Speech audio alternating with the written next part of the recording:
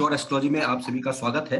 और जैसा कि आप सब जानते हैं, हमारी ज्योतिषीय मित्र चर्चा में हम प्रत्येक नए विद्वान के साथ कुछ ना कुछ जानकारी आप लोगों को देने का प्रयास करते हैं। तो आज इसी कड़ी में हमारे बीच हैं भावना जी, जो कि ना सिर्फ अच्छी एक डॉक्टर हैं, बल्कि हमारे साथ इन्होंने ज्योतिष अध्ययन भी किया और भारतीय विज्ञान में हमारी ये सहपाठी रही हैं। और जिनको भी इनके बारे में जानकारी है वो सब तो जानती है। मैं आप लोगों को इसलिए ये बात बता रहा हूँ कि ना सिर्फ एक अच्छी होम्योपैथी डॉक्टर है, इसके अलावा रेकी हीलर हैं, टैरो कार्ड रीडर है और बहुत सारी विशेषताएं अपने साथ रखती हैं। ज्योतिष भी बहुत अच्छा कर लेती हैं। साथ ही साथ इन्होंने जो सबसे बड़ी बात जो समझ में आती है, इन्होंने ज्योतिष को ज्योतिष के तरीके से समझा है। और जैसा मैं हमेशा से कहता हूँ कि ज्योतिष है, ज्यादा शोर शराबा नहीं, ज्यादा प्रचार प्रसार नहीं, अपनी दुनिया में काम कर रहे हैं, बढ़िया काम कर रहे हैं, काफी लोग जुड़े हुए हैं, उनको पॉजिटिव रिस्पांस मिल रहा है, सकारात्मक सोच लेकर चल रहे हैं, जैसा कि आप लोग हमारे इस मंच से देखते आते हैं। तो इसके अलावा बहुत सारी अन्य समसामयिक विषयों पे भी जानकारी रखती हैं, साथ ही साथ सामाजिक एनजीओ संस्था भी चलाती हैं। तो आज लगे हाथों ने इनको पकड़ा है और आज हम सीधे इनसे आपकी बात कराएंगे। पहले ही अपना परिचय देंगी कि क्या क्या ये करती हैं। जितनी मेरी जानकारी की मैंने आपको दी है, फिर हम इन पे आज कुछ चर्चा करेंगे, टैरो से रिलेटेड भी होगी। साथ ही साथ हम चक्रा बैलेंस वगैरह की जानकारी भी बातचीत यहाँ पर करेंगे। तो स्वागत है भावना जी आपका। नमस्कार किशोर जी, और सभी मित्रगणों को भी मेरा नमस्कार। सभी जो दर्शक जिनके पास ये वीडियो पहुंच रही है, उनका भी हार्दिक अभिनंदन। किशोर जी, मैं आपका परिचय एक शॉर्ट वर्ड्स में ये देना चाहूंगी कि मैं एक होम्योपैथिक डॉक्टर हूँ। एक जिज्ञासा हुई समय के हिसाब से, धीरे धीरे वास्तु, एस्ट्रोलॉजी, इन सब चीजों में मैं जब आई हूँ तो मुझे लगा कि बीमारी या हमारे रोग या हमारी जो भी समस्याएं हैं, ये किसी ना किसी वजह से वास्तु से, हमारे एस्ट्रोलॉजी से, हमारे प्लेनेटरी इन्फ्लुएंसेस से जुड़ी हुई हैं। तो जब मैंने खोजा तो मुझे लगा कि रूट कॉज तो हमारी, जैसे मैं होम्योपैथिक डॉक्टर हूँ तो हमने यही सीखा है कि एक कॉज को, डिजीज को रूट कॉज तक जाओ। अगर आप रूट कॉज पकड़ लेते हैं तो बीमारी का निदान, डायग्नोसिस आपका होगा। इसी तरीके से फॉर्चुनेटली मैं ज्योतिष में आई। तो जब देखा कि प्लेनेटरी इन्फ्लुएंसेस हैं, दशाएं ऐसी हैं, ग्रह गोचर ऐसे हैं जिनकी वजह से हम रोग से, दुर्घटनाओं से, वस्तु स्थिति से हम अफेक्टेड हो रहे हैं। साइड बाय साइड लगा कि अब ये चीजें भी हमें अपनी लाइफ में जरूर यूज करनी चाहिए, जिससे कि हम अपना भी और लोगों का भी भला कर सके। इसी तरीके से मैं अंक शास्त्र से जुड़ी, इसी तरीके से मैं टैरो कार्ड से जुड़ी। तो मुझे जब मैं इन चीजों से, विद्याओं से जुड़ती गई हूँ, तो मुझे लगा कि हर विद्या में एक ना एक लॉजिक इतना गहरा है कि उसको हम अवॉइड नहीं कर सकते। वो हमारी लाइफ में जरूर इन्फ्लुएंस कर रहा है। बहुत बढ़िया। तो ये विद्याएं इतनी गूढ़ मिली हैं कि मतलब मैं अपने को बहुत फॉर्चुनेट मानती हूँ कि एक मेडिकल साइंस के साथ साथ में एक इस लॉजिक साइंस में भी, जैसे कहते हैं कि अगर एस्ट्रोलॉजी में आते हैं तो लॉजिक लगाना भूल जाइए, उसको अप्लाई कीजिए आप। क्योंकि अगर लॉजिक में हम चले जाते तो हमें कुछ नहीं मिलने वाला, सिर्फ लॉजिक को पकड़ेंगे। बट अगर इसको हमने एज ए मैजिक और एज ए विद्या अगर हमने यूज किया ना, तो आई थिंक कि हम बहुत कुछ आगे बढ़ सकते हैं। अथाह सागर है ज्ञान का, जिसमें से थोड़ा सा हम सीख पाए हैं और इसको प्रैक्टिस में ला रहे हैं। यहाँ मैं दर्शकों आपको बता दूं कि भावना जी दिल्ली बेस्ड है, दिल्ली में ही इनका क्लिनिक भी है और दिल्ली में ही ये रहती भी हैं। और क्योंकि हमारा बहुत पुराना परिचय रहा है और हमने और भावना जी ने साथ में ही भारतीय विद्या भवन से ज्योतिष आचार्य, ज्योतिष अलंकार की डिग्रियां ली हैं और प्रैक्टिस जारी है। और जैसा मैंने बताया कि बहुत अच्छी होम्योपैथी डॉक्टर तो ही है, साथ ही साथ इतनी विद्या जो उन्होंने अभी भी बताई है उन्होंने सीखी हुई है। तो चर्चाएं हमारी चलेंगी इसी से संबंधित। आज एक नई दिमाग में अक्सर आता है हमारे यहाँ ज्योतिष में, आप ज्योतिष बहुत अच्छा समझती हैं, जानती हैं कि भाई किसी पे कोई कुंडली नहीं है तो प्रश्न शास्त्र चलता है। अब प्रश्न शास्त्र की बहुत सारी विद्याएं हैं, उससे रिलेटेड एक विद्या जो मैं समझ पाता हूँ, जो बहुत इस युग में बड़ी प्रभावी है और बहुत सही समझ में आती है, जिसको हमने देखा कि भाई आप इजीली कहीं भी जाइए, आपको फट से तुरंत और सही जवाब, बशर्ते आप सही व्यक्ति के पास जाएं, वो बात अलग हो जाएगी। टैरो कार्ड में आता है। तो आप टैरो की बहुत अच्छी है, क्योंकि मैंने आपका काम पहले भी देखा है और मैं देखता रहता हूँ। तो मैं ये जानना चाहता हूँ कि ये टैरो शब्द जो आता है या टैरो जो है, बेसिकली ये माना जा रहा है कि ये इंडियन विद्या तो नहीं है। ये वेस्टर्न जी आई है या बाहर से आई है। और इसमें ये चीज बहुत अच्छी है कि आपको कुछ नहीं करना, बस आपको सिर्फ जाना है, आप प्रश्न जो माइंड में चल रहा है वो आप बताएंगे। और कमाल जी तो ये है कि ये 78 करते हैं, ये जी जवाब देंगे कि भाई ये आपकी प्रॉब्लम है और ये सॉल्यूशन हो सकता है। जबकि अगर हम कुंडली की बात करें, की बात करें, तो हमें उस समय की इंस्टेंट कुंडली बनानी होती है, उसकी अपनी मर्यादाएं हैं कि भाई उस समय वो बना जी पाएगा नहीं बना पाएगा, अवेलेबल सॉफ्टवेयर है या नहीं है, जहां तक स्वयं इतना जानकार है कि नहीं है कि उसको ये विद्या समझ में आती है कि आप कैसे बता रहे। तो बहुत आसान सी विद्या है जो कि टैरो कार्ड है। तो इस पे मैं चाहूंगा आप थोड़ी सी जानकारी दें हमें कि ये जो टैरो कार्ड है बेसिकली जी कंट्री का, लेकिन लगता बहुत एक्यूरेट है, बशर्ते जी जी पे ज्यादा सा कुछ बताइए। जी किशोर जी, सबसे पहले तो मैं यही इसके बारे में बताना चाहती हूँ कि हम मानते हैं कि विद्या बाहर से आई है, इजिप्ट से आई है, यूरोप से आई है। पर देखा जाए तो पहले हम देखते थे कि तोते के द्वारा कुछ एक कार्ड पिक किया जाता था। जी तो ये वही विद्याएं हमारी ही संस्कृति विदेश में जाके हमारे पास रिवर्स में आ रही है, बहुत हमें बढ़िया। प्राप्त हो रही है। बट एक इंडियन हमारा थोड़ा सा हमारा एक वीकनेस रही है कि हमने अपने शास्त्र को, इन सब चीजों बहुत को अवॉइड किया, हमने बाहर की चीजों को एक्सेप्ट करने में थोड़ा सा मॉडर्नाइज्ड फील करते हैं। बिल्कुल। तो आई थिंक कि ये विद्याएं हमारी ही हैं, बट वहां के कॉन्सेप्ट, वहां जाकर वहां की लैंग्वेज को पिक कर कर वो चीजें हमारे पास आई और हमने उसको तहे दिल से एक्सेप्ट किया। Basically this is known as Taru Vidya. तरु विद्या में मतलब, या आजकल कुछ कार्ड्स पिक किए जाते हैं, आज भी कहीं कहीं ऐसी जगह होती हैं जहाँ पे पुराने समय में, या आज भी कुछ राजस्थान साइड या मतलब हमारे ऐसे एरिया हैं जहाँ पे कि प्रश्न इस तरीके से किया जाता है तरु विद्या के द्वारा कि एक पक्षी ने, तोते ने, या हमने एक चीज पे हाथ रख दिया और हमने उस कार्ड को पिक किया और उससे हमारा जवाब प्राप्त हुआ। तो सबसे पहले तो मैं यही कहना चाहूंगी कि बेसिकली हमारी चीजें विदेश में जाकर विदेशी होकर और हमारे पास आई हैं। बहुत सुंदर। अच्छा, तो एक ये प्रश्न, है हमारा ही। एक प्रश्न मेरे माइंड में आता है। जैसे जी यहाँ ज्योतिष शास्त्र में मूक प्रश्न एक सिद्धांत रखा गया है कि भाई आदमी जी आया जी क्यों हमारे पास ना, कि भाई जी जी कुंडली में आप आए तो क्यों आए हैं, मतलब ये मेरे जी को ही जी एज ए ज्योतिषी बताना है। तो क्या टैरो में भी ऐसा कुछ कॉन्सेप्ट है कि आप ये पता लगा सके कि सामने वाला क्यों हमारे पास आया है? जी किशोर जी, मैं आपको दिखाती हूँ। ये 78 कार्ड्स हैं। ये जी डेक मिक्स कार्ड है क्योंकि मैं इसी से अपने पेशेंट्स की गाइडेंस लेती हूँ, पेशेंट्स के लिए मैसेजेस पढ़ती हूँ। तो ये 78 कार्ड्स हैं टोटल में। हर कार्ड का एक मीनिंग है।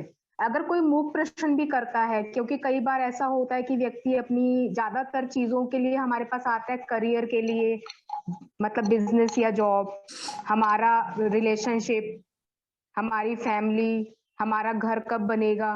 तो बेसिकली ये 4-5 चीजों में ही देखा है कि हमारी लाइफ घूमती है कि मेरा इंटरव्यू कब होगा, मैं पास होऊंगा या नहीं होऊंगा, या मेरी जॉब कब लगेगी, मैं घर कब तक ले सकूंगा। तो इन 78 कार्ड से ही हम अपना प्रिडिक्शन देते हैं। इसमें 0 से 21 नंबर, मतलब 0 से 21 number total 22 cards main card होते हैं जिनको मेजर आर्कना बोलते हैं, जो मतलब बहुत लाइफ में हमारे बहुत बड़े इवेंट्स जैसे होते हैं उन चीजों को इंडिकेट करते हैं। बहुत फिर बढ़िया। उसके बाद हमारे पास 14 कोड कार्ड्स होते हैं जिनको हम मतलब अपने आसपास के क्या व्यक्तित्व हमारे आसपास इकट्ठा हो रहा है, घटनाएं कैसे हो रही हैं। 14 कार्ड्स मतलब हर 4 डेक्स में से 4 डेक्स होते हैं। सोर्ड्स का होता है, पेंटिकल्स का होता है, कप्स का होता है और अपना वॉन्ड्स का होता है। हर का मीनिंग अलग है। जैसे कप्स का कार्ड आ जाएंगे, जैसे सपोज मैं आपको दिखाती हूँ अगर अभी जल्दी मिलता है।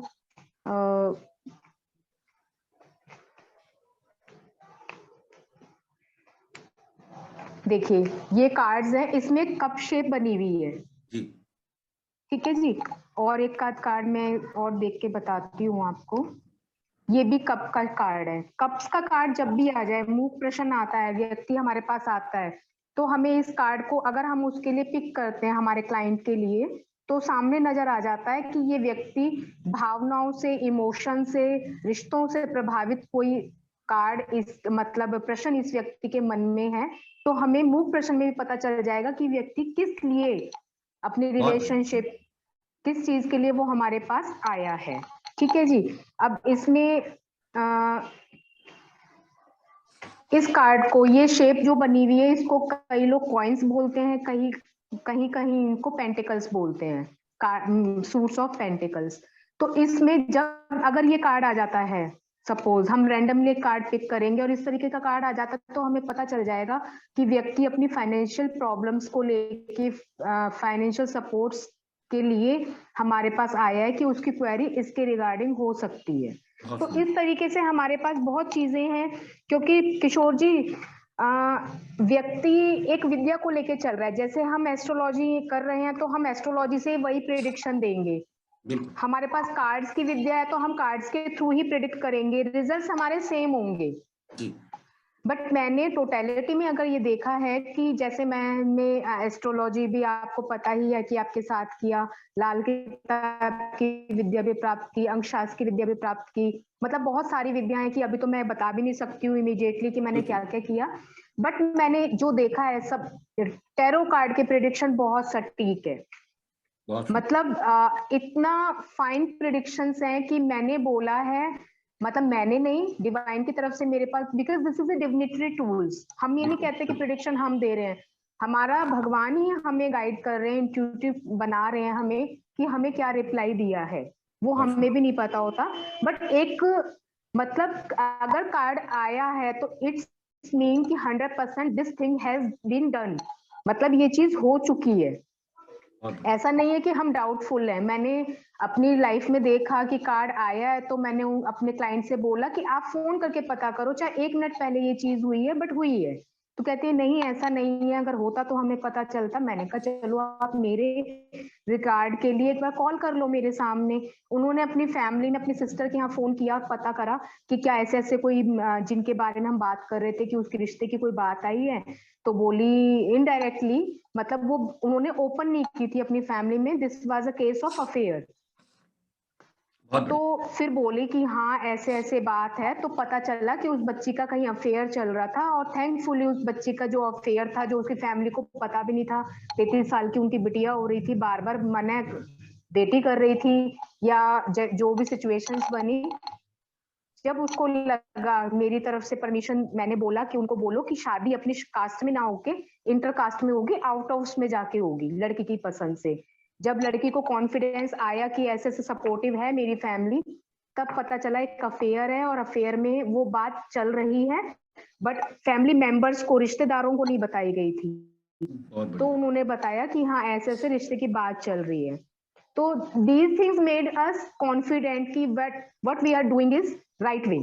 बहुत बढ़िया, बहुत सुंदर। ज्योतिष का या टैरो कार्ड या जो भी इस तरह की विद्या है, उन सबका at the end of the day यही हो जाएगा कि आम को या आम जनता को उससे क्या फायदा। और मैं हमेशा कहता हूँ, मेरे जो स्टूडेंट्स हैं उनको भी मैं बोलता हूँ कि जो व्यक्ति हमारे पास आया है उसको इस बात से कोई लेना देना नहीं है कि आपने कौन सी विद्या कहाँ से सीखी और कैसे लगाई, उसको उसके प्रश्न का जवाब चाहिए होता है, जो कि भावना जी ये कहा जा सकता है कि टैरो से बहुत आसानी से जाना जा सकता है। तो अब अगर मैं कहूँ, एक प्रश्न आपसे करना चाहूँ रिगार्डिंग, ठीक, तो क्या हम इसकी पॉसिबिलिटी देखेंगे, क्योंकि एक लाइव सेशन हम इसलिए रख रहे हैं दोस्तों कि दर्शकों को ये बात समझ में आए कि ऐसा नहीं है कुछ प्लान करके चले, हम यहीं पे बात कर रहे हैं। तो मेरा प्रश्न मैं आपसे कर रहा हूँ, और मुझे तरीका नहीं पता, लेकिन मैं सिंपल वे में आपसे पूछ रहा हूँ कि मेरा एक प्रश्न है कि क्या मेरा मकान निकट भविष्य में बनता दिखता है आपको? जी मैं जरूर देखती हूँ आपका। पहले रैंडमली एक प्रश्न गण भी हमारे साथ देखेंगे कि एक प्रश्न एक ज्योतिष आचार्य के द्वारा भावना से टैरो के माध्यम से किया जा रहा है, और वो किस प्रकार से उसको प्रेडिक्ट करते हैं। जो ज्योतिष विद्या नहीं समझते हैं या जो टैरो को भी नहीं समझते हैं, वो आज लाइव सेशन में इसको देखेंगे। तो मेरा प्रश्न, जैसे मैंने बताया कि क्या भविष्य में निकट भविष्य में मेरा मकान बनता दिख रहा है, तो इसका जवाब भावना जी टैरो कार्ड के माध्यम से हमें देने का प्रयास करेंगे।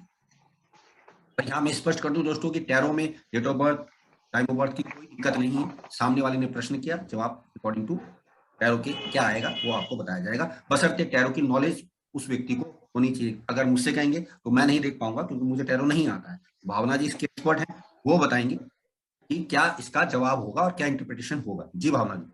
किशोर जी बहुत अच्छा कार्ड आपके लिए निकल के आया है कि निकट में बहुत जल्दी ही आपका भविष्य में मकान बनने की पूरी पूरी संभावना है। इससे बेस्ट कार्ड, टैरो डेक का बेस्ट कार्ड आपके लिए आया है 10 सन। बहुत it's mean 100%ly you will soon get a मतलब योर हाउस, मतलब आप बना सकते हैं, वो रास्ते आपके खुलते जाएंगे आपके। बहुत सुंदर, बहुत बढ़िया। बहुत फ्यूचर में, और ये कार्ड हम 1 साल की प्रिडिक्शन लेके चलते हैं कि ये बहुत बढ़िया कार्ड है। मतलब आप ही लगा लीजिए कि आज से इसी साल के अंदर आपके कोई पूरे चांसेस बन रहे हैं कि कहीं से आपको एक सपोर्ट मिलेगी, आपका जो भी मतलब एक पॉजिटिव पॉइंट बनेगा और आपका घर परमानेंट, मतलब जो आप चाहते हैं आपकी विश फुलफिलमेंट होगी बहुत बढ़िया तरीके से। बहुत सुंदर। तो दोस्तों ये आप लोगों ने डिजायरेबल देखा, रिजल्ट्स आपको मिलेंगे। ये आपने देखा कि कितना अच्छा है, और अब आगे भविष्य में क्या होगा वो तो आप लोगों को लाइव में दूंगा, लेकिन एक नॉर्मल वे में देखें तो एक सटीकता से बिना किसी कि भाई डेट ऑफ बर्थ चाहिए, फट से जवाब आ गया, और जो कार्ड निकलेगा एक्सपर्ट व्यक्ति उसके बारे में बता देगा। अच्छा, यहाँ एक प्रश्न आया मेरे दिमाग में, जैसे हम लोग जब प्रश्न कुंडली की बात करते हैं भावना जी, तो अक्सर माना जाता है कि 28वें दिन जब नक्षत्र वही रिपीट होता है उसकी वैलिडिटी खत्म हो जाती है, यानी कि उस प्रश्न कुंडली की वैलिडिटी खत्म हो गई। जी जी तो क्या ज्योतिष जी के इस शास्त्र में यानी कि टैरो में भी ऐसा है, जैसे अभी आपने मुझे बताया कि 1 साल की वैलिडिटी है, तो ये हर कार्ड की अलग अलग? जी जी जी किशोर जी, देखिए सपोज अभी मैंने आपके लिए कार्ड जो पिक किया बहुत पॉजिटिव कार्ड था और नियर संभावना 100% है। मतलब मैं ब्लैंक पेपर पे साइन करके दे सकती हूँ कि ये चीज होगी आपके साथ पॉजिटिवली। बट समटाइम्स क्या होता है कि हमारा कोई ऐसा प्रश्न आ जाता है कि जिसकी हमें तुरंत रिप्लाई चाहिए होता है और हम उसको पॉजिटिवली चाहते हैं कि पॉजिटिव हो, बट सपोज नेगेटिव रिप्लाई आ जाता है तो हमें क्लाइंट को ये कहना पड़ेगा, क्योंकि हम दोबारा दोबारा कार्ड्स अभी के अभी सेम टाइम उठाएंगे पिक करेंगे तो वो चीज गलत हो जाती है। मतलब first answer is the last answer. अब कभी कभी क्या होता है कि मैं भी समझती हूँ कि अगर मैं भी एक एस्ट्रोलॉजर ना होके, मैं डॉक्टर ना होके, मैं एक पेशेंट होती, एक क्लाइंट होती, तो मुझे भी चाहिए था कि मेरी बीमारी या मेरी जो भी जिस परेशानी से मैं जूझ रही हूँ वो जल्दी कवर हो जाए। तो हम बेसिकली अच्छा सुनना चाहते हैं, तो हम जबरदस्ती नहीं कर सकते इसमें, तो हमें थोड़ा टाइम देना चाहिए at least for 21 days, for 11 days, depends on the query कि what kind of query has been मतलब हमारे लिए पुट की गई है किसी ने। बहुत बढ़िया, बहुत बढ़िया। तो अगर नेगेटिव आ रहा है तो हमें उनको फिर टाइम देना पड़ेगा कि 1 वीक बाद, 11 दिन के बाद, 21 दिन के बाद या 40 डेज के बाद आप आए।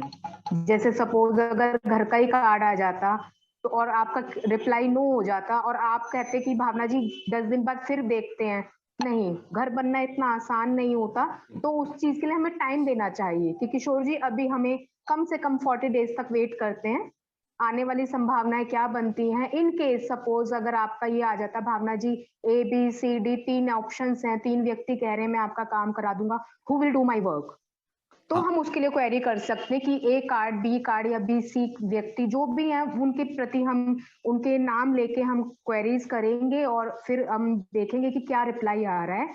आपका काम A कराएंगे, B कराएंगे या C पर्सन कराएंगे, या हमें A वाली प्लेस पे देखना चाहिए, B वाला सूट करेगा नहीं करेगा, C वाला करेगा नहीं करेगा, XYZ। यहाँ मैं एक बात तो और उसमें दर्शकों हम को बता क्वेरीज दूं, ले सकते हैं। यहाँ मैं दर्शकों को एक बात स्पष्ट कर दूं कि हर बार जब प्रश्न पुट किया जाएगा ये नई तरीके से पत्तों को फेंटेंगे। ऐसा नहीं है कि आपके जो पत्ते खोल दिए गए हैं वही बताया जाएगा, जैसे कि प्रश्न में होता है कि कुंडली तो एक ही रहेगी, अब उसके अकॉर्डिंग चीजों को मूव किया जाता है, चंद्रमा से देखेगा, सेकंड प्रश्न को कोई शुक्र बुध के थ्रू देखेगा। लेकिन यहाँ पर एक एक्सपर्टाइज ये है कि हर बार एक नया पत्ता निकल कर आए। तो अब क्या है कि एक समय में अगर मान व्यक्ति भी आ गए तो प्रत्येक का जवाब अब अलग अलग होने वाला है, ये समझ लीजिएगा कि ऐसा नहीं है कि ये एक ही पत्ते से आप सबको जवाब दे रहे हैं। जैसा कि प्रश्न कुंडली में अक्सर हम देखते हैं कि भाई कुछ लोग प्रश्न के जो बहुत अच्छे विद्वान हैं वो नाम राशि को घुमा लेते हैं कुंडली पे, तो ऐसा नहीं है कि पे आपको हम एक ही का स्पॉन्टेनियस उसी से ही जवाब देंगे। यहाँ प्रत्येक बार अलग अलग पत्ता फेंटा जाएगा, अलग पत्ता आएगा, जिसके अकॉर्डिंग चल कर आया है वो जवाब देगा। तो ये तो हो गई भावना जी टैरो की बात, और ऑफ कोर्स टैरो से आपने बीमारी के बारे में बता दिया और आपकी लाइन के हिसाब से उसमें क्या बेनिफिट हो सकता है वो भी दिख गया, दवाई इफेक्ट कितने दिन में कर लेगी या कब तक चलेगी, ये सब हम इससे चेक कर सकते हैं। अब मैं एक दूसरा प्रश्न रखना चाहूंगा, मान लेते हैं जी कोई व्यक्ति एस्ट्रोलॉजिकली आया और वो बीमार है, अब हमें ये तो बीमार है और ज्योतिष से आप तो जानते ही हैं और हम सब भी करते हैं कि भाई जो ग्रह खराब है उसके कारक से रिलेटेड बीमारी हो सकती है। तो एक प्रश्न मेरे दिमाग में आता है और बहुत सारे हमारे यारों दोस्तों ने भी समझा है कि कुछ ज्योतिष विद्वान जो कि डॉक्टरी का पेशा करते हैं जैसे कि आप भी, तो वो की भी हेल्प ले लेते हैं कि भाई व्यक्ति आया है और इसको कोई बड़ी बीमारी है या सॉल्यूशन नहीं मिल रहा है, तो चलो भाई इसकी डिटेल भी ले लेते हैं, उससे हम देख लेते हैं कि हमें जो समझ में आ रहा है कि भाई तेरे को जी ये बीमारी हो सकती है। तो क्या हम उसका फायदा इस एंगल से भी ले सकते हैं, जैसे सपोज कीजिए कि ऑफकोर्स ग्रहों के बारे में होगा जी टैरो में, तो अगर मान लो मैं ये कहता हूँ कि कोई व्यक्ति आया और कहता है जी मुझे सपोज करो जी मेरे माइग्रेन की प्रॉब्लम है, तो अकॉर्डिंग टू अगर हम कुंडली की बात करेंगे तो मेष राशि जी प्रभावित हो सकती है। ठीक, तो अब कुंडली अगर वो दे देता है डिटेल्स, वो तो हम निकाल ही लेते हैं। तो अगर मान लो कोई व्यक्ति ऐसा नहीं है या वो इस विद्या पे यकीन नहीं करता, वो कहता है जी मुझे तो टैरो से बता दो, तो क्या हम टैरो से भी ये पकड़ जी पाएंगे जी कि जी इस सिर में वाकई प्रॉब्लम है या ये झूठ बोल रहा है? नहीं किशोर जी, ये एक विद्या ऐसी है, अगर हम डेप्थ में जाते हैं तो हमें कौन सी थेरेपी लेनी चाहिए, नेचुरोपैथी, आयुर्वेदिक, ओपन एयर, मतलब एलोपैथिक, हर फील्ड की इस कार्ड्स के थ्रू जानकारी मिलती है। हमें कहाँ रिश्तों में कमी की वजह से इमोशंस की कमी आ रही है, किस वजह से हमें प्रॉब्लम आ रही है, और हर कार्ड एक बीमारी को संकेत देता है कि आपके पैरों में दर्द है। मतलब ये एक कंप्लीट साइंस है। किस डॉक्टर के पास जाना चाहिए, आपको कब ट्रीटमेंट के लिए जाना चाहिए, हर कार्ड आपको इंडिकेट करता है कि किस तरीके की बीमारी आपको आ सकती है। सपोज आपको पेट से रिलेटेड प्रॉब्लम है, आपको क्या प्रॉब्लम है, तो ऑलमोस्ट बहुत डेप्थ तक हम इन कार्ड्स के थ्रू, 78 कार्ड्स के थ्रू हम हर गहराई में जा सकते हैं। बढ़िया, बहुत बढ़िया। चलिए अब तो इसको कौन एक, सी पैथी लेनी चाहिए, कौन सी थेरेपी लेनी, जी जी जी जी, मैं मतलब ये इसको, हमें टोटलिटी में सारी पूरी जानकारी देता है जी। बहुत सुंदर, अगर मैं इसको दूसरे वे में कहूँ कि मान लो हमारे पास कोई व्यक्ति है, हमें उसकी बीमारी भी पता लगे, हमने टैरो से भी देख लिया और हमने होम्योपैथिक से ट्रीटमेंट भी जारी कर दिया, और आपने ये बहुत अच्छी बात बताई कि हम ये इससे पकड़ सकते हैं कि इसको कौन सी थेरेपी काम करेगी। और आज की तारीख में ये एक बहुत बड़ा जी जी विषय बन जाता है कि जी मैं इतने दिन से एलोपैथी खा रहा हूँ, कुछ राहत नहीं मिल रही है, और कईयों को दिखा लिया, नहीं कुछ हो रहा है। ये बहुत अच्छा एक यूनिक कॉन्सेप्ट अपने लिया। हालांकि कुछ ज्योतिष विद्वान प्रश्न कुंडली के माध्यम से भी ऐसा करते हैं कि गुरु यदि केंद्र में हो तो हम बोलते हैं एलोपैथी विद्या आपको काम नहीं करेगी, आप जो है होम्योपैथी या आयुर्वेद का इलाज करिए वगैरह वगैरह। लेकिन ये एक बहुत यूनिक हमें मिली, क्योंकि मैं इसको अधिकतर सिर्फ प्रश्न के माध्यम से यही समझता था कि भाई आप जाके प्रश्न कीजिए और जवाब ले लीजिए। तो आप थोड़ी सी गहराई हमें बताइए, अच्छा है। और मैं आपको एक बात और बता दूं दर्शकों की, जो भी व्यक्ति दिल्ली के आसपास हैं या दिल्ली से दूर भी हैं, वो यदि कंसल्ट करना चाहते हैं टैरो के माध्यम से, न्यूमरोलॉजी के माध्यम से, होम्योपैथी के लिए या किसी भी अन्य वास्तु विजिट के लिए, तो आप भावना से डायरेक्ट कांटेक्ट कर सकते हैं। ऑफ कोर्स इसमें आपको नंबर प्रोवाइड कर दिए जाएंगे और लिंक भी नीचे दे दिया जाएगा, तो आप लोग सीधा उनसे जुड़ सकते हैं। उनकी संस्था जो है वो इस पे काम कर रही है, और साथ ही साथ यहाँ पर मैं आपको बता दूं कि ये दिल्ली में बेस्ड है और दिल्ली में इनका अपना क्लिनिक, और मैं चाहूंगा इसके विषय में थोड़ी सी जानकारी दे दें आप भावना जी की, क्लिनिक आपका कहाँ पे है और टाइमिंग्स क्या क्या रहेंगे और किस प्रकार से लोग मिल सकते हैं। जी किशोर जी, बेसिकली अगर डायरेक्टली मेरा नंबर ले सकते हैं 9891560190। This is my mobile number and this is open for everything right now. अभी मैंने अपना एस्ट्रोलॉजी वगैरह के लिए अलग भी नंबर लिया हुआ है ताकि मिक्स मैच ना हो पाए, पर बेसिकली अभी ये फॉर एवरी क्वेरी ये ओपन है मेरा नंबर। And second thing is that कि my clinic is in East Delhi near Laxmi Nagar metro station. if someone wants to meet me तो he or she can take my number और मेरा कॉल करके मुझसे बात कर लें, और मैं उनको जैसे एज पर रिक्वायर्ड जो भी उनको फैसिलिटीज चाहिए आई कैन ट्राई।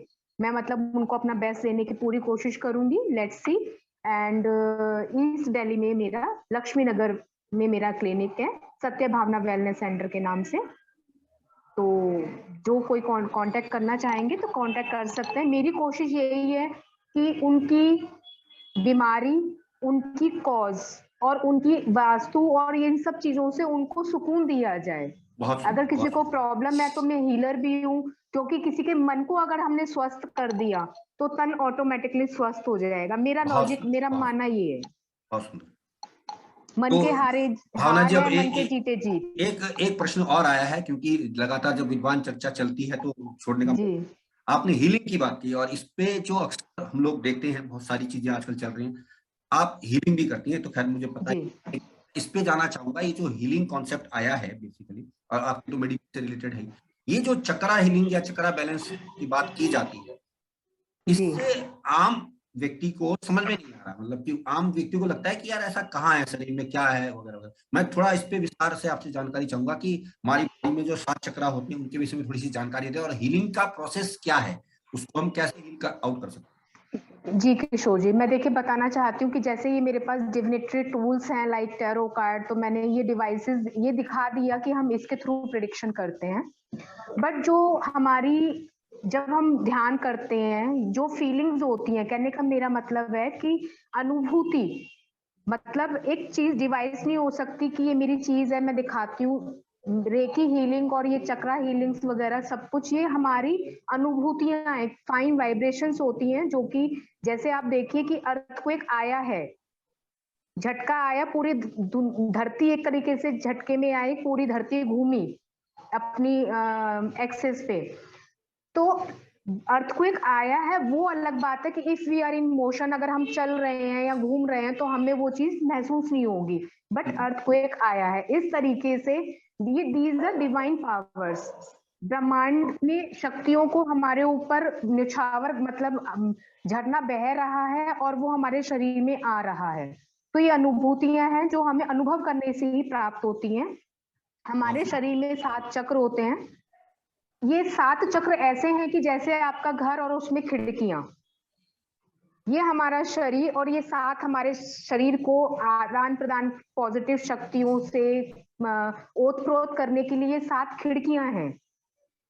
जो सहस्रार चक्र है जिसको हम क्राउन चक्र बोलते हैं, ये हमारा आज्ञा चक्र है जिसको हम आज्ञा चक्र बोलते हैं, ब्रो चक्र भी बोलते हैं। ये हमारा विशुद्ध चक्र है जिसको थ्रॉट चक्र बोलते हैं। ये हमारा हृदय के बिल्कुल बीचों बीच स्टर्नम पे अनाहत चक्र है, हृदय चक्र बोलते हैं हम। थ्रॉट अपना मणिपुर चक्र है, सोलर प्लेक्सिस, उससे नाभि से 3 अंगुल या 2 अंगुल नीचे लगभग एक हमारा सैक्रल चक्र होता है जिसको स्वादिष्टान चक्र बोलते हैं। ठीक उससे 3-4 अंगुल नीचे जहां हमारी टेल बोन होती है उसको हम मूलाधार चक्र, रूट चक्र बोलते हैं। तो बेसिकली आप अब देख लीजिए कि हमने थ्रॉट बोला, थ्रॉट चक्र, इसका मतलब अगर हमारा थ्रॉट चक्र वीक हो गया, एक्चुअली ब्लॉक नहीं होता, ब्लॉक तो एक अलग चीज है, शायद हम इस शरीर को छोड़ के जाएंगे तभी हमारे चक्र बंद होंगे, बट हम इसको इम्बैलेंस कह सकते हैं। जो एनर्जी थी बैलेंस थी, now these energies are imbalanced.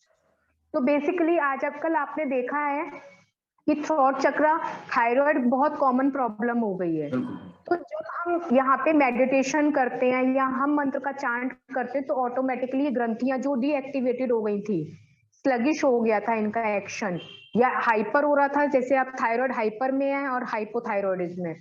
तो बेसिकली जब हम इन पे हीलिंग करते हैं या मेडिटेशन करते हैं या मंत्र की चैंटिंग करते हैं, बेसिकली सब कॉन्शियसली हम वर्क कर रहे हैं अपनी चीजों पे। तो वो ऑनेस्टली, मतलब आप बिलीव नहीं करेंगे कि थायराइड अपने आप बैलेंस हो जाएगा, थ्रॉट चक्र क्योंकि बैलेंस हो गया। आपने देखा होगा, हम कहते हैं मतलब मेरे पेट में जल रहा है, हमारे बेसिकली ये 5 तत्वों को बैलेंस कर रहे हैं।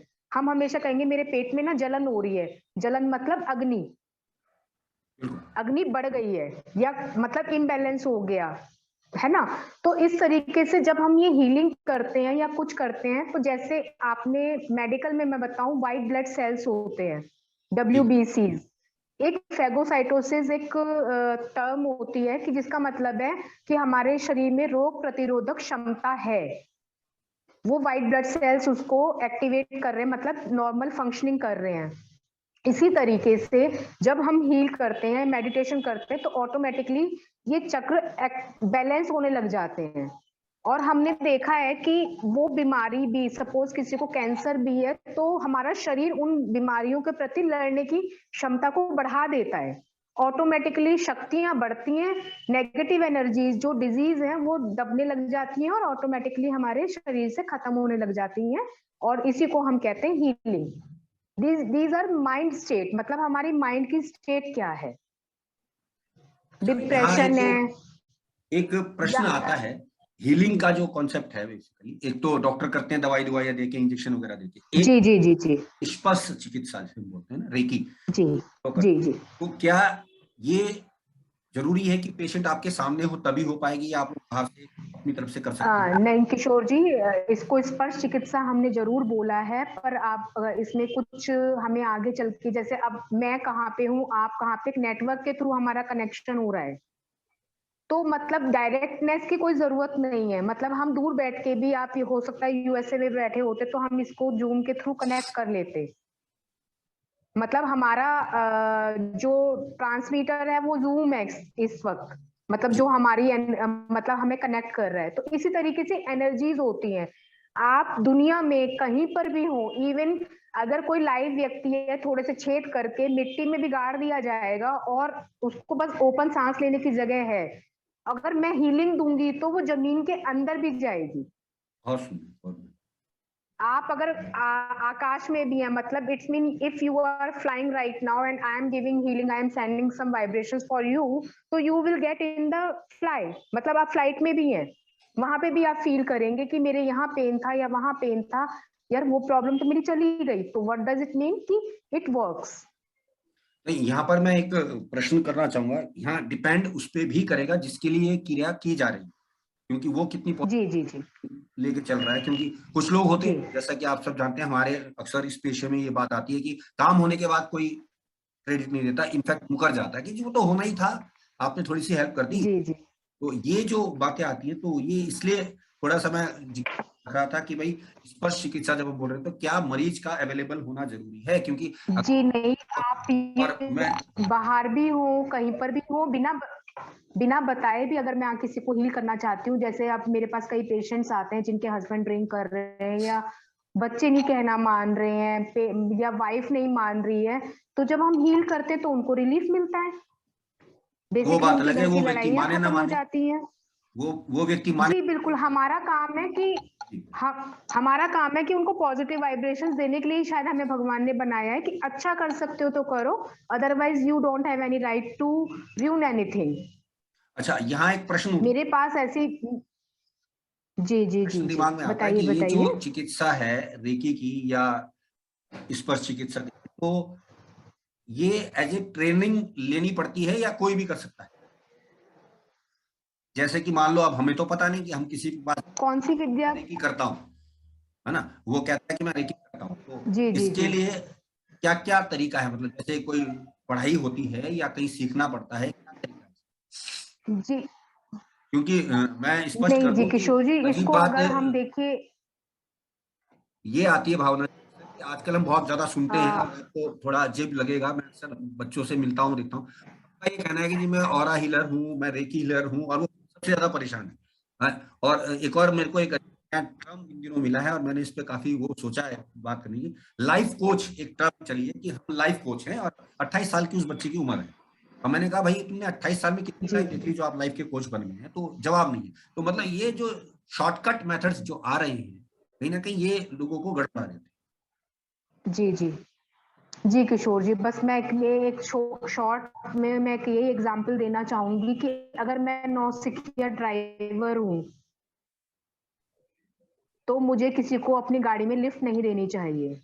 बहुत सुंदर, बहुत सुंदर। कहने का मतलब ये है कि अगर जिस विद्या की आधी अधूरी जानकारी अगर मुझे है तो मैं दूसरों को तो खतरे में डाल ही रही हूँ, और मैं अपने को तो मैं खतरे में थी, क्योंकि जब मुझे गाड़ी चलानी नहीं आई और मैंने उसको लिफ्ट दे दी, तो जो मेरी गति होनी है सामने वाले को मैं इनडायरेक्टली लेके आ रही हूँ अपने साथ। और तो आई मीन टू से कि सबसे पहले हम ये कहेंगे, हील योर सेल्फ,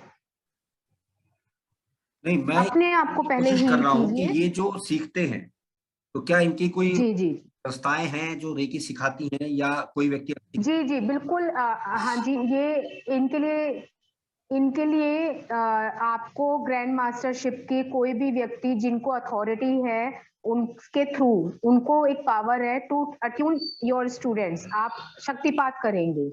मतलब जैसे हम आपने देखा है कि गुरु मंत्र लेते हैं, तो वो this is also a kind of shaktipat. Without guru mantra उस मंत्र का मतलब वैल्यू इतनी नहीं है, वाइब्रेशन इतनी नहीं है, या you will get more time, या मिलेगा ही नहीं आपको। तो इसी तरीके से इन विद्याओं से प्राप्त करने के लिए हमारे पास एक मतलब परमिशन है फ्रॉम डिवाइन कि मैं उस चीज को आगे दूं।